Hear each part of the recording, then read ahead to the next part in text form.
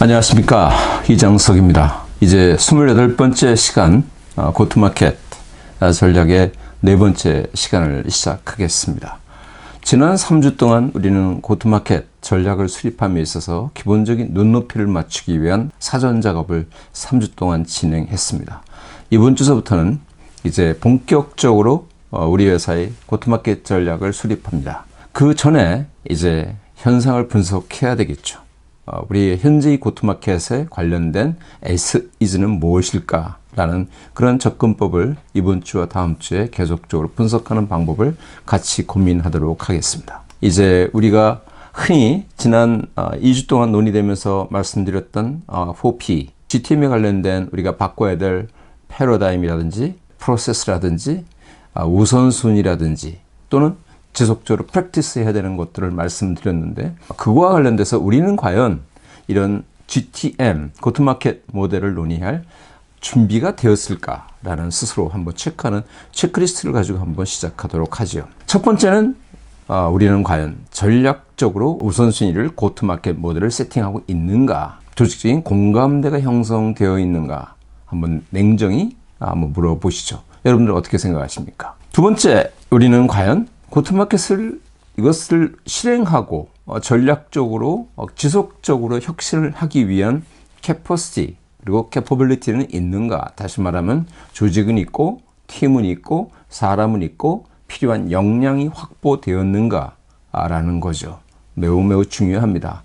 고투마켓이 단순한 페이퍼워크가 아니기 때문에 관련된 조직과 팀과 사람 그리고 역량이 뒷받침되어야지 가능하게 되겠죠. 세 번째는 우리는 과연 프로세스와 시스템이 존재하는가. 고투마켓이라는 것은 하나의 액티비티가 아니라 회사를 움직이는 매우 중요한 프로세스이기 때문에 그다음 프로세스가 명확하게 정의되어 있어야 되고 그것을 뒷받침하는 시스템이 있어야 되겠죠. 그래야지만이 고투마켓이 돌게 되겠습니다.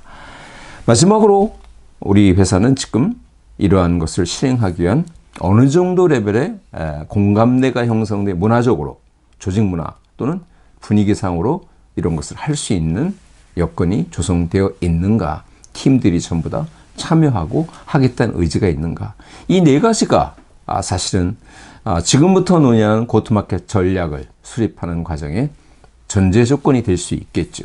여기 제가 나름대로 정리한 한 8가지의 체크 아이템들을 여러분들 한번 평가해 보시죠. 그 8가지를 4가지 카테고리로 나눠서 각각을 25점씩 놓고 여러분들은 과연 몇 점인지 한번 평가를 해보시죠. 매우 주관적이겠죠. 냉정하게 A, B, C로 하든지 1, 2, 3, 4, 5로 하든지 여러분들의 등급은 여러 가지가 되겠지만 아마 이 4가지 영역이 모두 다 파란색이 들어와 있는 기업은 B2B 영역에서는 찾기 어렵다고 저는 생각합니다.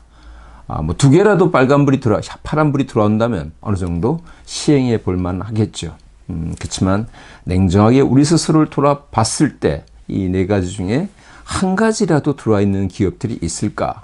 우리가 그것을 고민하게 되는 거죠. 자, 이런 베이스하에 이제 고투마켓의 본격적인 얘기를 진행하도록 하겠습니다. 우선 첫 번째 스텝은 우리가 as-is 분석을 통해서 갭을 도출하게 되겠죠. 그 4가지 영역을 우리는 분석하게 됩니다. 우선 라우트죠. 시장까지 가는 경로. 지난주에 저희가 눈높이를 맞추기 위해서 고투마켓 전략 수립하면 중요한 터미널러지 또는 텍사노미를 제가 말씀드렸습니다만 경로 기억하시죠? 사업부와 우리 고객 사이를 가는 경로가 어떤 경로가 있는가, 이걸 분석해야 되겠죠.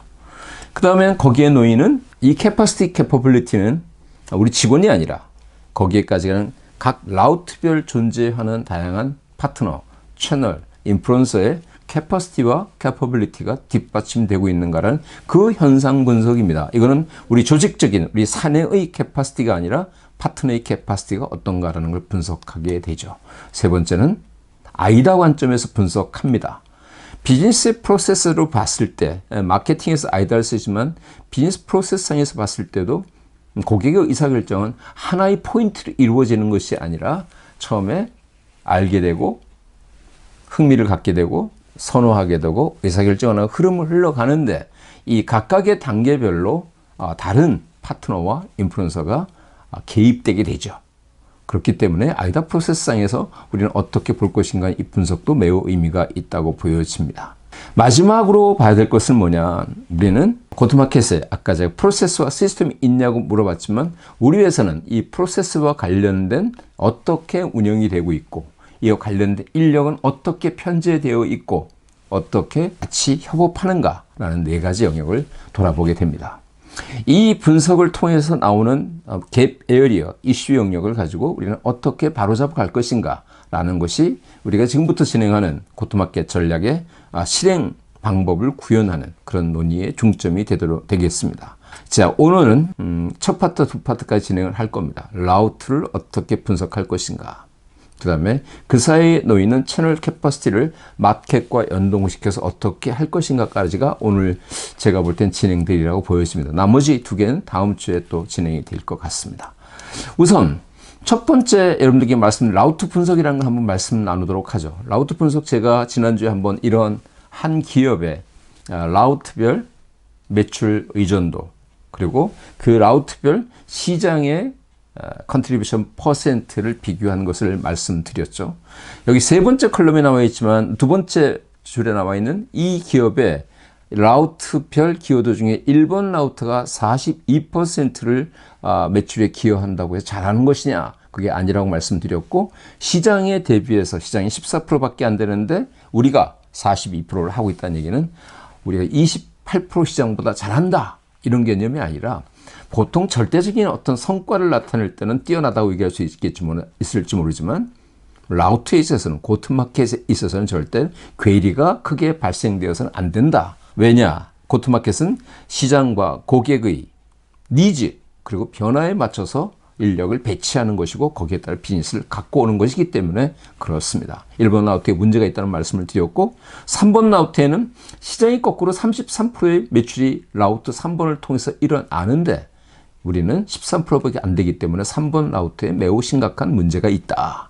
그렇게 되면 33%의 저 인력이 편성돼서 경쟁사가 싸우고 있는데 우리는 그의 3분의 1의 인력으로, 자원으로, 투자로 시장에서 경쟁 우위를 가져오기가 상당히 어렵겠죠. 이런 관점에서 라우트 분석을 말씀드렸습니다. 이 얘기를 이제 우리 거에 적용시켜서 하는 방법을 말씀드립니다.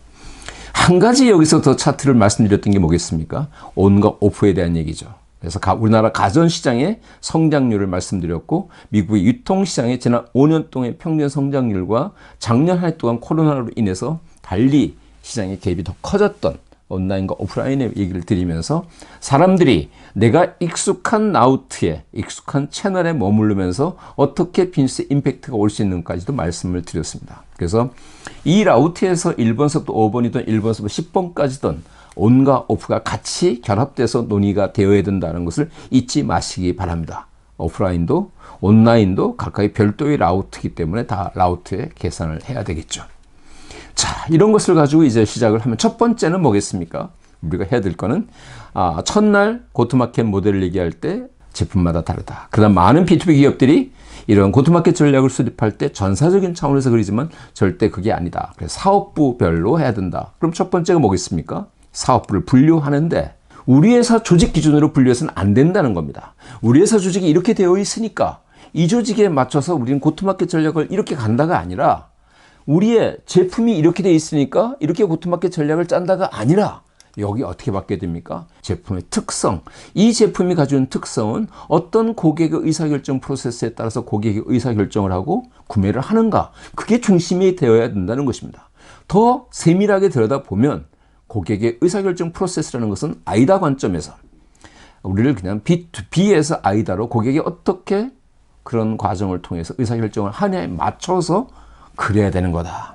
다시 말씀드리면 사업부의 편성이라는 것은 기존에 우리 조직이 A 사업본부, B 사업부가 있으니까 A 사업본부에는 오케이, 우리 제품별로 전략을 따로 잘랐으니까 A 사업본부의 고트마켓 전략을 짠다. B 사업본부의 고트마켓 전략을 짠다가 아니라는 겁니다. A 사업부와 B 사업부가 흩어져 있을지 모르겠지만 A 사업부의 가 제품이, B 사업부의 다 제품이 동일한 고객 구매 패턴을 가지고 있다 하면은 묶어서 생각해야 된다는 겁니다. 매우 중요한 얘기죠. 그렇지만 많은 기업들이 고트마켓을 전략을 수립할 때 내 조직 중심으로 우리 제품 중심으로 생각하는 그것이 있다는 것을 경계해야 된다. 사업부별 동일한 고객의 의사결정 프로세스와 구매 패턴에 맞추어서 제품을 그룹핑해서 생각해 볼 필요가 있다. 1번 단계가 그거죠. 두 번째는 어떻게 되겠습니까? 채널과 인플루언서 다양한 유형을 말씀드리면서 여러분들께 이 차트를 말씀드렸죠. 채널 파트너와 인플루언서가 있다. 온라인 채널과 오프라인이 있다. 그래서 채널과 인플루언서를 한번 여러 가지 유형이 나와봐라. 여러분들도 똑같이 나와보는 겁니다. 그때 이 네 4분면에 온라인에 우리의 채널은 어디가 있을까?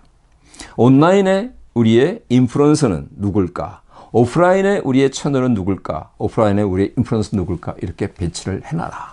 그러면 네 덩어리별로 구분이 되고 그걸 그룹핑하는 것. 회사 이름이 아닌 특성이죠.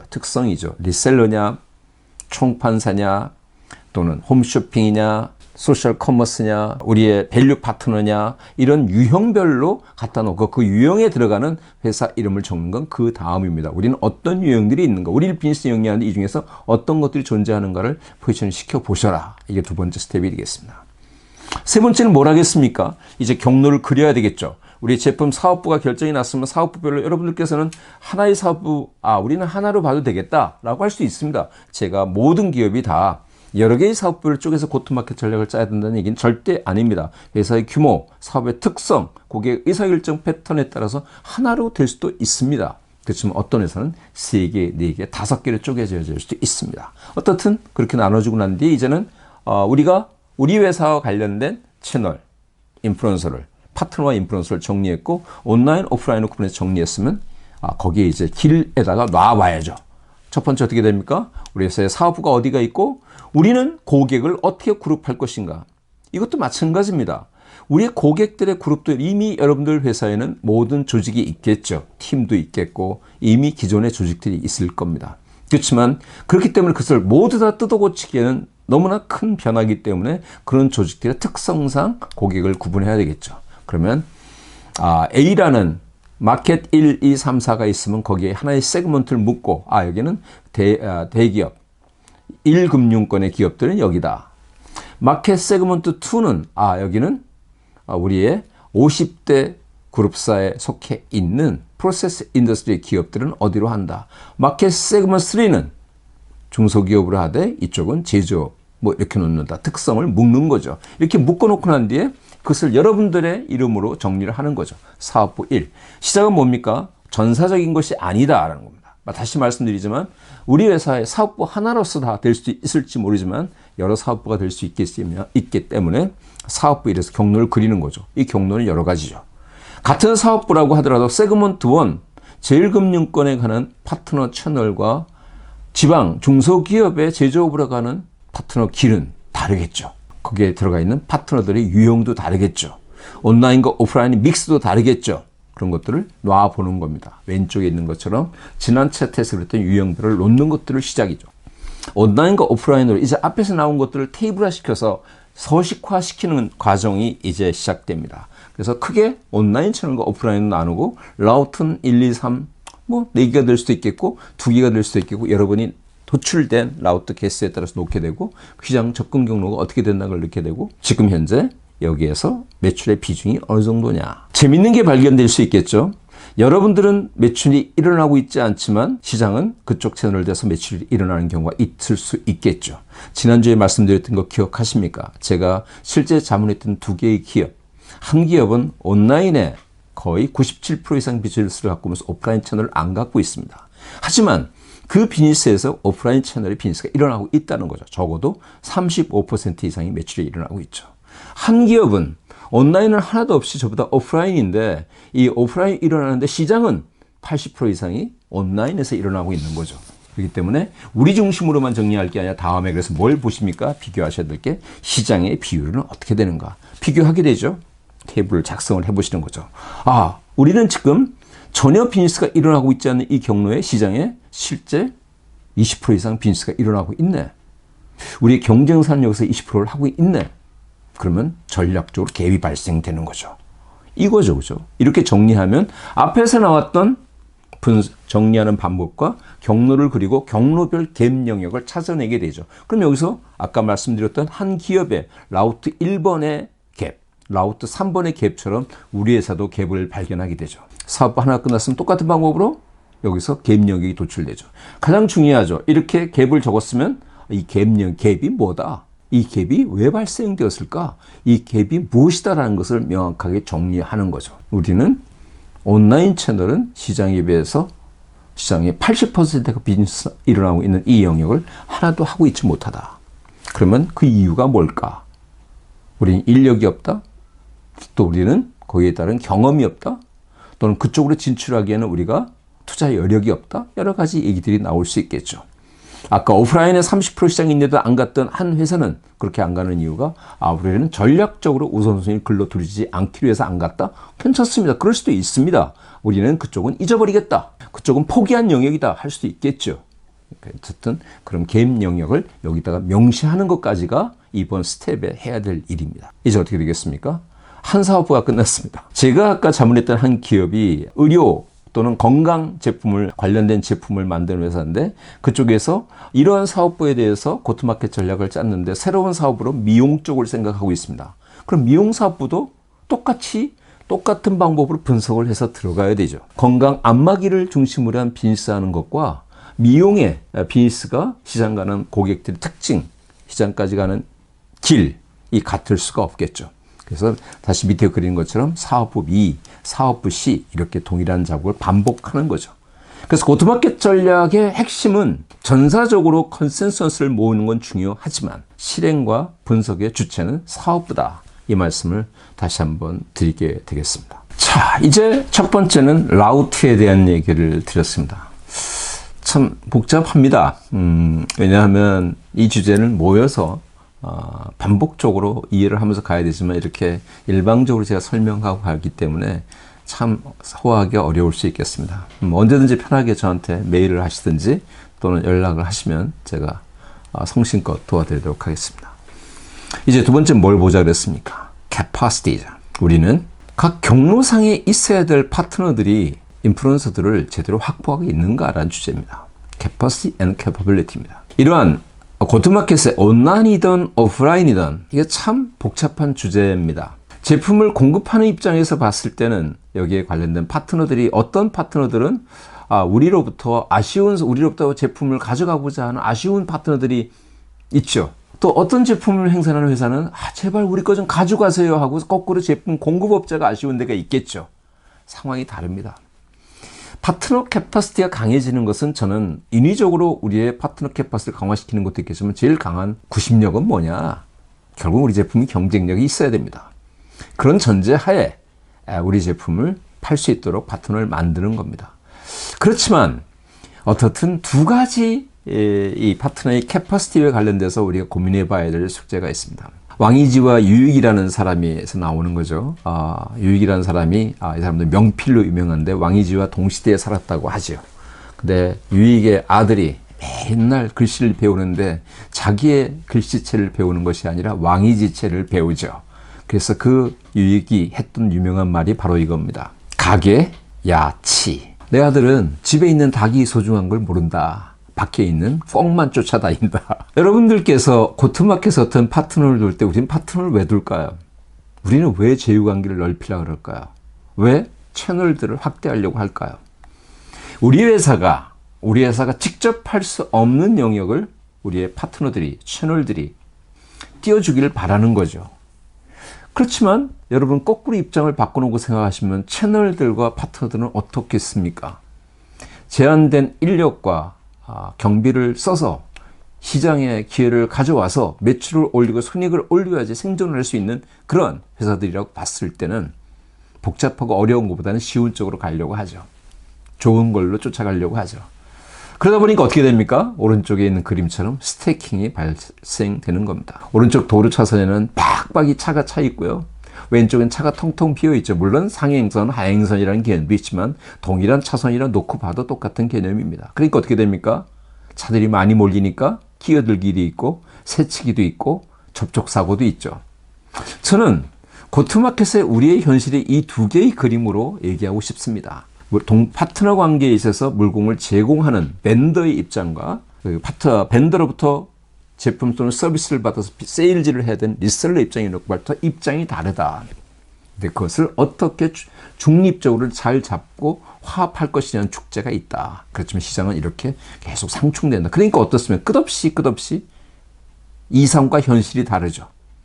우리 파트너들이 Y스페이스에서 우리가 가지 못한 새로운 땅을 쫓아가서 비즈니스를 해주길 바라죠. 그렇지만 우리 파트너들은 그러지 못하죠.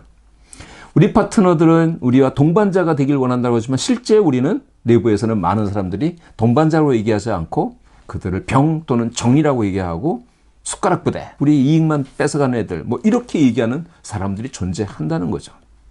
가야 될 길과 현실의 갭이 존재하는 거죠. 이러면서 캐퍼시티가 개선되지 않는 겁니다. 이러면서 채널의 캐퍼빌리티가 바뀌지 않는 겁니다. 항상 균형이 된다면 벤더와 같은 채널, 그게 온라인이든 오프라인이든 채널의 타입과 관계없이 균등하다 그러면, 대등하다 그러면 가치가 서로 균등하게 오가면 참 아름다운 거래가 되는데, 갑과 을의 관계에 있어서 그랬던 것처럼 파트너와 벤더의 사이에서도 항상 균형이 맞지 않죠. 이게 가장 큰 고민입니다. 자, 이제 그러면 우리는 우리의 현주소를 어떻게 분석할까요? 이것도 제가 생각하고 고민했던 방식을 설명드리죠. 먼저 여러 가지 왼쪽에 세로 쪼갠 제품 사업부 1, 2, 3, 4, 5가 있습니다. 아까 고트마켓 시작은 회사 단위가 아니라 제품 사업부별로 해라. 그 다음에 횡으로는 고객 사업이죠. 고객이 세그먼트가 다르죠. 금융권, 또 유통업, 제조업도 대형 또는 중소형 이렇게 나눌 수 있겠죠. 이렇게 나누면 첫 번째는 고객을 분류를 이렇게 할 수 있겠죠. 세로 쪼갠 제품을 이렇게 구분할 수 있겠죠. 그죠? 이게 나눠지게 되면, 이렇게 되면 여러분들 가로축과 세로축이 만나는 지점에 이렇게 색칠을 칠해보면 어떻게 될까요? 세 가지 색깔이 전 나온다고 봅니다. 이 파란색, 푸른 스카이 블루가 나온 것들은 뭡니까? 파트너가 있는 겁니다. 우리의 리셀러가 있는 겁니다. 온라인, 오프라인 관계없이 그 시장에 적합한 우리의 채널 캐퍼시티가 존재하고 우리가 비즈니스 결과도 나타나고 있는 겁니다. 이상적으로. 밝은색, 여기는 파트너가 없는 겁니다. 전혀 없는 겁니다. 여기 약간 그레이 색깔로 나온 거는 뭡니까? 파트너가 있는데 우리는 있다고 생각하는데 결과가 시원찮은 겁니다. 대충의 기업들이 다 이렇습니다. 모든 사업부를 정리하고 고객군을 정리하면 모든 영역이 다 이렇게 스카이 블루 색깔로 나오는 기업은 존재하지 않습니다. 그런 기업이라 그러면 마켓시어 80%를 하죠. 마켓시어가 10%, 15%가 돼도 대충 이런 모양들입니다. 좋은 제품에 고객이 아까 얘기했지만 쉽게 비즈니스 할 수 있는 영역에 파트너들은 열심히 움직이고, 그렇지 않은 영역이 어떻게 됩니까? 없습니다. 여기 빨간색으로 나타나는 게 뭡니까? 아까 전 차트에서 말씀드린 차가 버글버글거려서 막 부딪히고 붐비는 이른바 스태킹 에어리아, 트래픽 잼이 일어나는 영역이죠. 여기 빨간색은 뭐냐? 파트너가 너무 과도하게 몰려 있는 겁니다. 이게 웬만한 기업들의 모든 파트너 맵입니다. 여러분들 똑같이 한번 작업해 보십시오. 그러면 여러분들은 어떤 세그먼트가, 어떤 제품에 어떤 고객이 만난 적에 파트너가 충분히 존재하고 결과가 나오고 있는가? 어떤 영역에 파트너는 있는데 결과는 안 나올까? 어떤 영역은 파트너가 아예 움직이지 않고 있을까? 없을까? 왜 없을까? 어떤 영역은 파트너가 지나치게 많아서 결과에 서로 충돌이 일어날까? 우리의 캐퍼시티 얼라이먼트 상황은 어떤 거냐? 이것을 이제 구체적으로 여러분들 다음 영역에서 조금 더 교차점을 어떻게 볼 것인가 이렇게 나눠보죠. 4개수로 쪼개보면 A라는 제품과 G라는 고객군이 만나는 지점, 각각의 교차점에는 우리는 그쪽의 시장 기회는 어느 정도 있을까? 그 다음에 그로부터 우리는 결과가 어느 정도인가? 그 다음에 거기에 실제 우리와 같이 협업 관계에 있는, 파트너 관계에 있는 채널, 온라인이든 오프라인이든 관계없이 그들은 누구고 그들이 충분한가? 그러면 영역별 필요 액션이 다 다르겠죠. A라는 제품 사업부의 G라는 고객 영역은 시장도 충분하고 결과도 좋고 파트너도 제대로 되어 있다. 여기는 뭐 그다지 심각한 필요 액션이 필요하지 않죠. 그렇지만 C라는 제품 영역과 다라는 고객 세그먼트가 만나는 지점에는 시장 기회는 충분히 있는데 결과는 제대로 안 나온다. 그런데 우리 파트너는 이미 채널들은 있다고 판단된다.